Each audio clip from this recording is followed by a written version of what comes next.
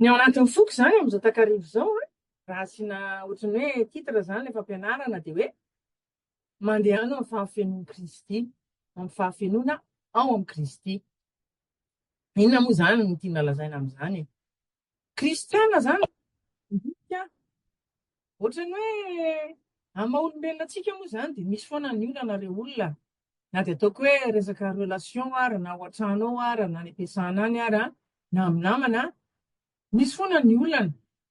Ny ady hatrany kristiana zany dia mitovy amin'ny ady hatrany olona izao tontolo izao ihany. Fa tsy hoe satria ianao mivavaka dia mino an'i Jesosy ianao dia tsisy problema intsony izay aloha tsy marina izay. Raha izay ny hitaritana olona hoe andao hivavaka dia tsy marina izay ary tokony tsy miteny an'izay. Fa rehefa adiniako koa zany ilay kristiana zany ny ankabeazany ho azy, za tsy miteny ny olona rehetra. Dia ohatrany hoe izay faharesena mahazo ny olona izao tontolo izao dia mahazo anazy ihany. Problema mahazo ny olona izao tontolo izao dia mahazo anazy ary ohatrany misy be dia be zany tsy mandresy ihany. Izany hoe tsy misy fahafahana, tsy misy fandresena, tsy mandeha amin'ilay fahafenoana ao amin'i Kristy zany misy kristiana isan-karazany. Betsaka zany aloha ataoko hoe betsaka mihitsy. Dia mitovitovy ihany zany ohatran'ilay fanoharana tao amin'ny Baiboly hoe rehefa namafy ny zanak'Andriamanitra dia naniry le blé angambany izy izay dia miara-maniry amin'ilay blé ozy izy ilay ahi-dratsy. Dia avy eo nanontany ny anjely hoe ahoana? Ho kapaina daholo ve ho aringana? Dia hozy izy ny tompo hoe avelao aloha fa aza mbola atao. Satria manino? Satria rehefa mbola mitombo ny kristiana ka mbola tsy manana fahamatorana ka mbola zaza ao amin'i Kristy, za tsy miteny hoe satria anao 20 taona na 30 taona dia zaza, mety efa mihoatra ny 50 taona ianao fa tsy mitombo loatra ara-panahy dia ohatran'ny zaza ihany. Ary ny kristiana rehefa mbola tsy matotra na tsy mitombo dia rehefa jerena dia mitovy amin'ny olon'izao tontolo izao ihany, tsy misy mahasamihafa azy loatra amin'ny zavatra ataony rehetrarehetra, ny fomba fisainany sy ny rehetrarehetra. Mitovitovy ihany. Izay mahatonga ny tompony teny hoe aza aringana aloha satria mitovitovy ihany ilay kristiana sy ny olon'izao tontolo izao ka raha ho aringana anjena dia miara-maty eo daholo. Izany hoe maninona? Miatrika olana sy mitolona isan'andro isika ary matetika tsy manana fandresena. Ohatra, fahotana foana tsy misy zavatra tsy resy mihitsy efa 20 taona verimberina, tsy afaka mihitsy fa mbola migadra foana. Ohatra hoe misy ohatrany hoe ratram-pona, traumatisme mbola tsy sitrana koa zany dia ireny mampidi-doza ihany. Dia olazaiko hoe maninona ny mampidi-doza? Misy zavatra koa nolovaina avy any amin'ny razana. Ohatrany hoe kristiana ianao nefa ohatrany misy zavatra hitanao tany amin'ny razanao dia mbola ataon'ilay ray aman-dreny dia mbola tonga aty aminao dia sanatria mbola ho any amin'ny ankizy indray ve? Fa maninona kay maninona kay kristiana mitovy amin'ny olona izao tontolo izao ihany zany matetika ny paoziny sy ny zavatra ataony rehetrarehetra. Nefa tokony tsy ho izany. Hoy izy ny tenin'ny soratra masina ny Jaona 2:10 aintsika tsy anjery daholo io. Mpangalatra hozy izy Jesosy dia tsy avy afa-tsy hangalatra sy hamono ary handrava. Fa izao ho avy mba hanananareo fiainana dia fiainana be dia be. Nefa ilay fiainana be dia be tsy hitantsika loatra amin'ny fiainantsika fa maninona kay? Mampalahelo ihany koa Ary Jesosy koa ny teny hoe ao amin'ny Jaona 4:10-7 hoe avy hozy izy ny andrinan'izao tontolo izao. Satana zany io na ny demony na ny devoly. Nefa tsy manana na inona toamiko izy. Ohatrany hoe apahana frazy iray. Tsy manana na inona toamiko izy nefa clé be zany, la clé be io. Inona tiany Jesosy lazainy? Izay sy ny devoly tsy manana zavatra en commun mihitsy satria Jesosy tsy mba nanota. Maninona ny dikan'izany Indraindray ny devoly manana kisena, manana varavarana idirana amin'ny fiainantsika satria maninona? Manana zavatra iraisana aminy tsika. Tsika ve afaka miteny ohatran'i Jesosy hoe tsy manana inona ty amiko mihitsy ny devoly na ho avy ary izy tsisy ninina ananako miaraka aminy, tsisy ninina en commun mihitsy zay sisa. Fa raha manana zavatra en commun amin'ny devoly tsika, iny izy miditra varavarana iny zany sokafana ho an'ny devoly. Ahoana ny fomba mikafatsika varavarana ho an'ny devoly? Angamba raha hoe kristiana tsika tsy misy amintsika angamba narera ny teny hoe or devoly azokafako ny varavarana dia avy amin'izay. Satria ianao tonga fa hangalatra sy hamono ianao ary hamotika dia tongava ary angamba tsy misy amintsika narera manao an'izany. Tsy misy kristiana hoe tena kristiana angamba hoe consciemment zany hoe sokafako ny varavarana ireo olona dia midira amin'izay ianao devoly Fa maninona ka izy mbola manana varavarana idirana ao amin'ny fiainantsika? Voalohany indrindra ny fahotana. Raha misy fahotana, ilay fahotana ilay fikirana ireny zany ilay tsy afaka mihitsy ireny manokatra varavarana ireny. Sanatria ohatra ho afa tsy fantatro. Mino fa tsisy manao an'izany. Ohatra hoe fijerena porno ohatra. Na fimamona foana ohatra, na tsy fantatro hoe n'inona fahotana rehefa atao foana dia ratsy e. Ary rehefa matoa zany ny fanahy masina miteny hoe tsy mety io, tsy mety io, tsy mety io, fa mikiry any ianao dia dikan'izay tsy rarahanao zany ilay tsisy fankatoavana. Miteny amin'ny hoenao fa tsika rehetrarehetra. Fankatoavana ny fanahy masina zany ny important indrindra. Ary tsy mitovy ny fomba fitazan'Andriamanitra ny olona. Raha mbola kely ny ankizy dia tsy amena antsy aloha laloviny dia tsy maintsy tenena mazava tsara ny instruction rehetrarehetra fa manjary tsy azony fa rehefa lehibe ny olona dia efa manana an'ilay mampiasa saina pratika zany dia efa mahafantatra ianao hoe ity tsara ity ratsy dia tsy mila tenenanao intsony hoe ore olona raha ohatra ianao manao an'io foana dia faty ianao farany. Raha ohatra ianao tsy fantatro zany inona. Raha ohatra ianao ohatra misotro toaka foana ianao isan'andro dia potika ny foanao farany dia maty ianao. Angamba mifantatry ny olona daholo zany fa indrindra zay ohatra zany ohatra iny hoe izay fahotana mamatotra be. Fahotana zany rehefa hikirizana foana dia lasa ohatran'ny hoe plezira ny farany dia manokatra varavarana ho an'ny devoly ireny. Zavatra anankiray koa traumatisme. Izany hoe izy moa zany ataoko ohatran'ny hoe mifangarongaro hono moa zany ohatran'ny hoe mifangarongaro teny vazaha sy teny gasy fa azo atao manafitoana anao zany. Traumatisme fizika na émotionnel rehefa sitrana dia manokatra varavarana koa ho an'ny devoly. Ohatra sanatria nisy abus nazo an'ilay olona tamin'ny mbola kely na ny zavatra nataon'olona anazy hoe mafy be hoe resaka violence na resaka tsy fantatro ka traumatiser an'ilay olona rehefa tsy sitrana iny ka mbola ao foana zany iny dia mety manokatra varavarana ho an'ny devoly iny. Ohatra koa ny resaka hoe fahatezerana tsy afaka mihitsy na hoe tsy famelan-keloka manokatra varavarana ho an'ny devoly koa ireny. Ny fahazaran-dratsy izay manjary lasa toetra ratsy koa dia manokatra varavarana ho an'ny devoly. Ny fahotana moa zany efa noteneniko teo. Dia misy koa zany ny zavatra izay ohatran'ny hoe lovaina avy any amin'ny razana na ray aman-dreny any zany. Ny soratra masina moa miteny an'izao amin'ny Exodosy 20:15 hoe izaho manasazy ny fahadiso ny ray amin'ny zanaka hatramin'ny taranaka fahatelo na fahaefatra hoe troisième sy quatrième génération. Hoe ny testamenta vaovao nefa miteny zany amin'ny boky ny Korinthiana 4:2 hoe raha olona vaovao no izy dia amin'ny Kristy zany efa lasa ny zavatra taloha. Kanefa rehefa tena jerevanao na kristianina ary ianao misy zavatra mbola entina ihany aty amin'ny fiainantsika zany. Zay misy an'ilay hoe loi de la perpétuité zany maninona? Ohatra fotsiny hoe fomba fitezana an'ilay ankizy ao an-trano violence foana ohatra ny fantany. Dia rehefa lehibe izy ka tsisy ninina an'io vao amin'ny fiainany ka tsy nisy conscience zany na travail nataony dia izay foana koa netiny any amin'ny fitondran'ny ankiziny. Raha ohatra ny hoe ao an-trano ohatra miady lava ny mpivady ohatra dia tsy mifanaja dia lasa ohatr'izay koa ilay ankizy. Dia rehefa manambady izy any aoriana any dia ohatr'izay koa satria tsy manala faty izay izy. Izany ve ny atao hoe ozony tsy fantatro faly izy ohatran'ny hoe ny environnement misy antsika zany surtout raha mbola kely ny ankizy tsy maintsy mi-influence anazy rehefa lehibe izy. Matetika ny olona victime d'abus tamin'izy mbola kely na violence na sexuelle na physique na psychologique raha mbola kely izy dia rehefa lehibe matetika tsy tout le temps akory fa matetika ny olona manao an'ireny ilay abuseur izy indray no lasa manao an'izany amin'ny olona satria izy natao an'izany izy tamin'ny mbola kely. Dia izay zany ohatran'ny hoe misy tendance zany ao anatin'ilay fiainanao. Tsara ihany zany mba mandinitsika hoe inona kay zavatra nataon'ny razantsika na ny ray aman-drentsika izay mety mbola hitantsika any amintsika. Ohatra hoe olona tsy fantatro, olona manao herisetra, ny olona matahotra foana koa, olona tsy fantatro hoe mpiloka, mpidoroka, mpijangajanga, tsy fantatro sanatria.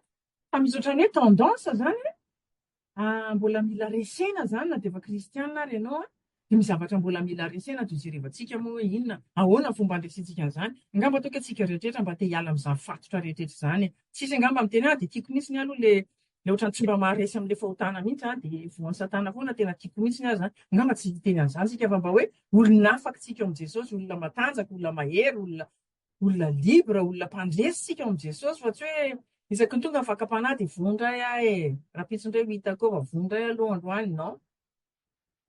Inona na vahaolana zany na hoe ahoana ny ataontsika? Voalohany indrindra izao ho akatotsika ilay varavarana misokatra. Ohatra hoe raha mbola nisy blessure na traumatisme nahazo anao ka mieritreritra anao mbola ohatran'ny isaky mieritreritra zay anao mbola le mangotsika be foana fonao le mbola hoe iny aloha de tsy avelako mihitsy fahotany iny ohatra sanatria raha anatin'ny rasy nataony iny aloha de tsy maintsy tadidiko foana mandrakizay tsy azoko anga iny sanatria mba tsy misy manao an'izany tsika fa mila sitrana zany le traumatisme na le blessure émotionnelle na nandratram-po tsika ohatranao regny de efa mifandratra na tsika ohatranao ndraindray ary matetika tsika ohatranao mifanao teny mafimafy fa raha ny ivelany any tsika ndraindray misy zavatra tsy atao tsy tenentsika fa ohatrany tsika ndraindray sasà de miteniteny mafy maratra nefa ny anankiray maratra de ianao miteny an'ilay izy adinonao ilay izy avy eo de mila mifamela heloka zany de mila mamela heloka koa tsika inona ohatra ny tokony alàna fahazaran-dratsy ry olona lasa toetra ratsy de lasa misy influence ratsy ao anatin'ny fiainantsika de reny zany le varavarana miloditsika zany de raha ohatra misy zavatra zany ohatrany hoe hitanao hoe nataon'ny razanao ray aman-dreninao mila tapahana zany reny de esorina le lien reny zany tapahana hoe mibebaka zany aloha tsika amin'ny fahotantsika zany sy ny fahazaran-dratsika de bebaka koa tsika zany ho an'ny ohatrany hoe ray aman-dreny na ny razana zany tsy maninona na mibebaka ary tsika ho an'zareo koa de mamela heloka koa zany tsika ho an'ny olona nanao ratsy atsika raha mbola misy zavatra mampalahelo antsika tena hoe ndraindray le izy ohatrany hoe tsy vitako zany fa nga izy ty option ka hoe tsy vitako aloha zany androany fa hitako amin'ny manaraka non ankatohanao sa tsy ankatohan'Andriamanitra fa tsy hoe zay aloha dikan'izany hoe zay aloha za tsy ankatohanao Andriamanitra fa zay aloha no tiako atao reny manokatra varavarany reny ary tsy mampitombo anao na de tsy misy na ataoko hoe tsisy demony miditra raha amin'ny alalan'ireny de tsy mampitombo ny tsy fanarahana an'Andriamanitra zany fa fizirizirina hoe mbola tsy vitako mihitsy aloha androany zany amela heloko zany fa angambany hitako angambany afaka ray volana hitako ihany zay vao atao non tsy option le izy raha mbola tsy vita de teneno Andriamanitra fa Andriamanitra ange mahafantatra hoe mbola tsy vitako le izy fa ampio te amela heloka fa ampio de baiboly koa moa zany miteny hoe misy fanavozana ny saina tsy hoe satria ny razanao nanao zao ny ray aman-drenao nanao zao de tena tsy afaka ialana mihitsy ireo olona fa tena tsy maintsy zay io efa na de ny aretina indray hitanao hoe rehefa 7 taona zareo de voan'ny crise cardiaque daholo na voan'ny AVC daholo de ianao koa zany efa miantso fa afaka herintaona zao de fianao zay koa non afaka tapahana tsara zany amin'ny alalan'i Jesosy fa tsy mila hoe ohatrany hoe tsy azo ialany tsisy an'izany zavatra tsy azo ialany zany ary ninona ratsy nataon'olona anao aza mena vahana loatra ka hoe tena ngeza be le izy ka tsy ho afaka mihitsy io ngamany raha tsy mivavaka mandritry 15 taona non Andriamanitra miteny fa afaka mamany ny fatorana rehetra izy ary manasitrana ny aretina rehetra angezao le Andriamanitra amin'ny fiainanao fa aza angezana le zavatra ratsy nataon'olona anao tsisy dikany amin'Andriamanitra daholo angezany de tsika koa zany mila miezaka tsika amin'ny fiainam-panahintsika amin'ile fitomboana ara-panahy amin'ile fitadiavana an'Andriamanitra voalohany indrindra fifandraisana tsy tapaka amin'i Jesosy amin'ny alalan'ny vavaka araka ny teneniko teo atao voatra miara-miaina aminao Jesosy ao an-trano raha ohatra hoe Jesosy ao anoloanao tsy mahasahy miteny an'ireny zavatra ireny ianao ary tsy mahasahy manao an'ireny ataonao ireny fa satria Jesosy tsy hitatsika de any an-danitra any angamba zany Jesosy zany ny fiainako aloha zao ny hitako rehefa te hanao an'izao de manao an'izao rehefa te ho tezitra de tezitra rehefa tsy te hanao an'izao de tsy manao rehefa ka mivavaka tsy mahavita satria tsy hitanao Jesosy de ataonao an'izany fa raha eo anoloanao fa Jesosy savy ianao atao voatra ny eo anoloanao Jesosy manomboka zao hoe eo anoloako Jesosy atao amin'ny efitrano Jesosy jery tele miaraka amiko Jesosy any am-piasana miaraka amiko Jesosy fa mino fa manova-tsika tena ohatrany hoe tena mivavaka mba omeny Jesosy anao zay révélation zay présence-ny Jesosy ao fiainanao tsy tapaka amin'izay alehanao rehetrarehetra ao anaty tobily ianao de akaikinao Jesosy misakafo ianao de misakafo ambony latabatra Jesosy matory ianao de eo Jesosy any am-piasana ianao eo Jesosy any anaty train ianao eo Jesosy mino fa manova ny fitondran-tenantsika zany sy ny fomba fisainantsika nefa tena eo izy fa tsika fotsiny tsy mahita azy tenga ny ambosikafan'i Jesosy ny masika tena mba misy hitan'i Jesosy tsika amin'ity herinandro ity sy amin'izay ho avy rehetra io faharoa zany firaisana amin'ny fanahy masina koa zany fankatoavana rehefa misy zavatra sain'Andriamanitra atao ohatrany hoe mamela helo c'est pas une option fanamasinana ny fiainanao inona kay ny jerevantsika amin'ny tele inona kay ny tenen'ny vavantsika inona kay ny ataontsika tsisy parfait rentsika misy ny baiboly hoe raha miteny ianao fa tsy manota de mpandainga fa le fifikirana amin'le zavatra ratsy efa fantatra fa tsy mety ka inina atao ino ny ratsy be zany fa raha ohatra hoe misy zavatra fantatra fa tsy mety aloha de aza atao tsony zany de inona koa kay donc mivavaka firaisana fanahy masina famakiana ny tenin'Andriamanitra ary le tenin'Andriamanitra moa Tsara zany le henotsika foana isan'andro tsika le mifankazary, tena tsara, ary tiako mihitsy le olona ray zay ndray andro miteny hoe aza henoina fotsiny fa manaraha mamaky fa manjara henoina fotsiny de ohatran'ny adinodiny fa raha mamaky miaraka am'le olona ianao de tena mipetra tsara. Fa le tenin'Andriamanitra koa tsy hoe ianarana tsindry fotsiny fa iainana. Aleo ara mamaky hoe aversy anankifolo aho fa tena niainako. Hoe tena hoe mba mila mamindra fo koa ianao amin'ny olona zay nahasosotra anao ohatra de iaino zany fa tsy atao tsy anjery fotsiny hoe eny andraso fa vitako eo zany manaraka fa tsy androany aloha. Ary mety misy hoe fanaratsy ao anatin'ny fiainantsika, tena misy. Tsy hoe kristiana ianao de mety tsisy fanaratsy intsony ao anatinao. Fa misy différence hoe possession. Tena hoe misy possédé zany le olona sanatria. Tsy tokony tena intsony zany fa le fanahy mihitsy ny tena mibaiko ny fiainana sy le olona lasa-daly reny matetika zany devolony ao anatiny mampatonga azy ohatr'ireny.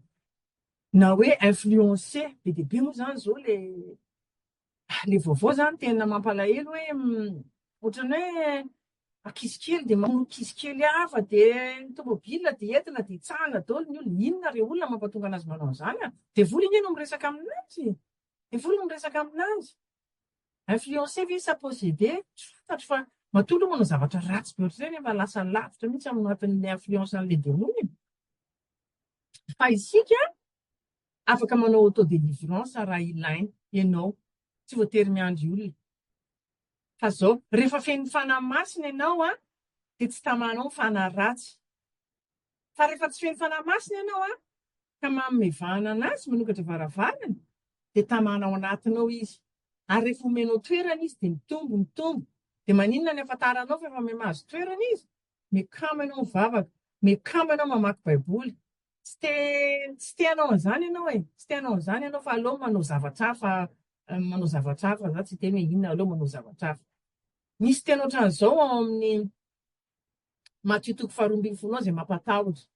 Eny tsara ny ety Matthieu 12:17 ka hatramin'ny 5:5 manao hoe rehefa mivoaka amin'ny olona iray ny fanahy maloto izy de mandehandeha any amin'ny tany karakaina sady mitady fitsaharana nefa tsy mahita. Dia hoy izy, hody any amin'ny tranoko izay nivoahako aho. Ary rehefa avy izy dia mahita zany ny foana tsy voadio ary voalamina tsara.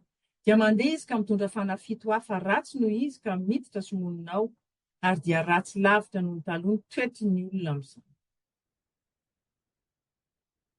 Rehefa miala re olona ny devoly ao anatin'ny olona ray ao anatintsika rehefa miala amin'ny fatotra sy ny fahotana sy ny zavatry ny ratsy fanahy ratsy ao anatintsika azy iverenana intsony iny aloha voalohany indrindra. De le hatrany madio anao rehefa nanana sorana devoly ianao feno fanahy masina feno an Jesosy fa raha ohatra le devoly izy ange manampinoana hoy izy za mba nidroadroana tato amin'ity olona ity ino ny tranoko ino ny tranoko fa ahoana tsy veriny. Raha veriny izy ka mijery ka feno amin'ny fanahy masina sy Jesosy ny tranonao tsy afaka niditra ao anatinao izy. Raha miveriny izy ka mijery ka le trano madio anao tsy nikolokoloanao de hoe mitondra fanahy 7 ratsy noho izy kokoa izy ary nefa raha ny olona iny de ratsy ny tany voalohany. Raviny zany ingany zany mba hampatahotra antsika. Mila occupena ny tranonao, ny trano tiako resahana de ianao tempolo fanahy masina io. Karaha tempolo fanahy masina ianao maninona angaha ianao natao hoe tokony trano devoly tempolo fanahy masina ny anarantsika. De fanahy masina zany no tokony mipetraka ao anatintsika fa tsy fanahy maloto. De tokony fenoina fanahy masina tsika re olona. De ohatran'ny hoe tiako atao pratika foana moa zany nenahy le ohatran'ny hoe fampianarana zany hoe amin'izao takarivo zao.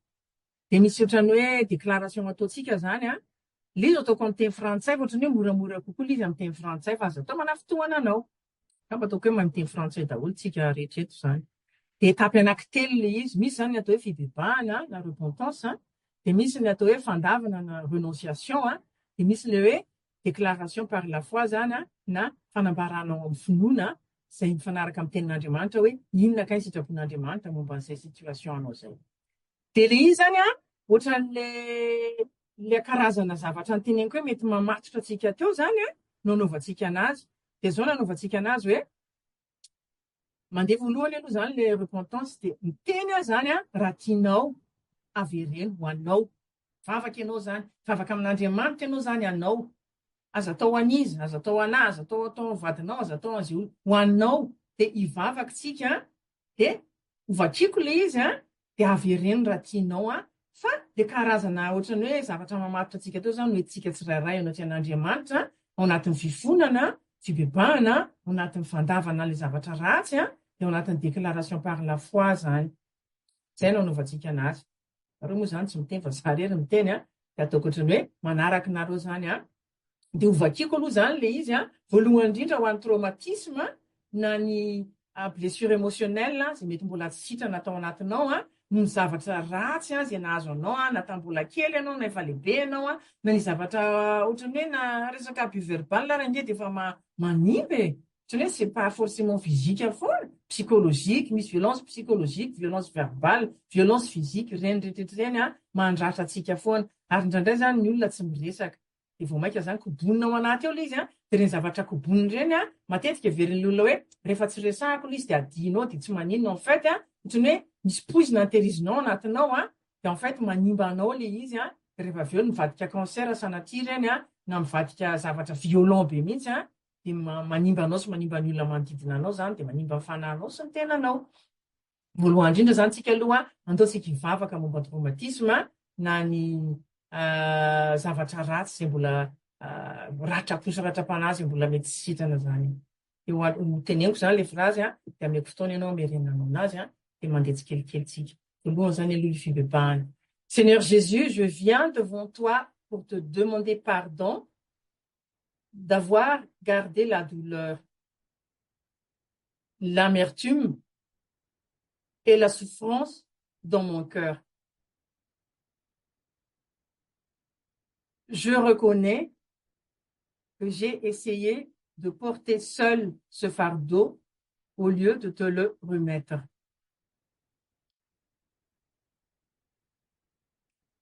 Au nom de Jésus-Christ, je renonce à toute douleur émotionnelle non guérie, à toute amertume, à toute blessure profonde, et je les dépose au pied de la croix. Je proclame que par tes meurtrissures, je suis guéri. Mon cœur est restauré par la puissance de Jésus. Je reçois ta paix parfaite dans mes émotions. Amen. Les manaractines pour le non-pardon. Premièrement, la repentance. Seigneur, pardonne-moi d'avoir retenu le pardon et nourri du ressentiment contre, et dites le ou les noms des personnes qui vous ont blessé.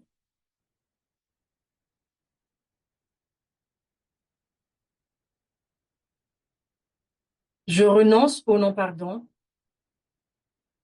à toute haine et à toute rancune. Par la puissance du Saint-Esprit, je choisis de pardonner pleinement comme Christ m'a pardonné. Je suis libre de tout lien d'amertume.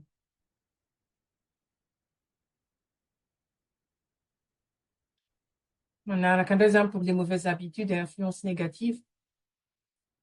Père, je te demande pardon pour toutes les habitudes, les pensées et les comportements qui ne t'honorent pas. Je renonce à l'habitude impure, à toute influence démoniaque ou mondaine sur ma vie. Je déclare que je suis une nouvelle créature en Christ. Je marche en nouveauté de vie,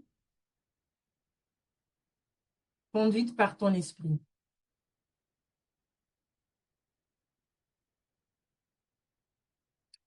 Le prochain sera pour la peur et l'anxiété. Seigneur, pardonne-moi d'avoir laissé la peur et l'inquiétude dominer mes pensées et mes décisions. Je renonce à tout esprit de peur, d'angoisse et de doute. Seigneur, tu ne m'as pas donné un esprit de peur, mais un esprit de puissance, d'amour et de sagesse. Je suis forte et courageuse en Christ.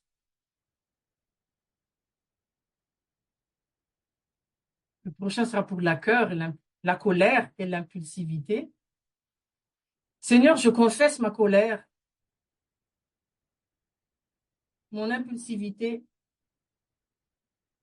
et je te demande pardon de ne pas avoir contrôlé mes émotions. Je renonce à tout esprit de colère, de violence et de division. Je suis rempli de la douceur, de la patience et de l'amour de Christ. Je marche selon l'esprit et non selon la chair. Et enfin, pour les liens héréditaires et malédictions générationnelles, Père céleste, je te demande pardon pour les péchés de mes ancêtres que j'ai pu reproduire dans ma vie. Au nom de Jésus-Christ, je renonce à tout lien d'héritage spirituel négatif, toute malédiction, tout modèle destructeur transmis dans ma lignée familiale.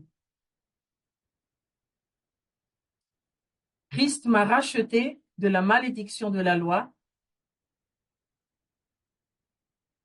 Je suis béni et je marche dans l'héritage divin en Jésus-Christ. Merci, Seigneur Jésus, car tu m'as libéré. Je déclare que je suis enraciné dans ton amour, affermi par ta parole et conduite par ton esprit. Je vis désormais une vie de victoire et de liberté pour la gloire de ton nom. Amen.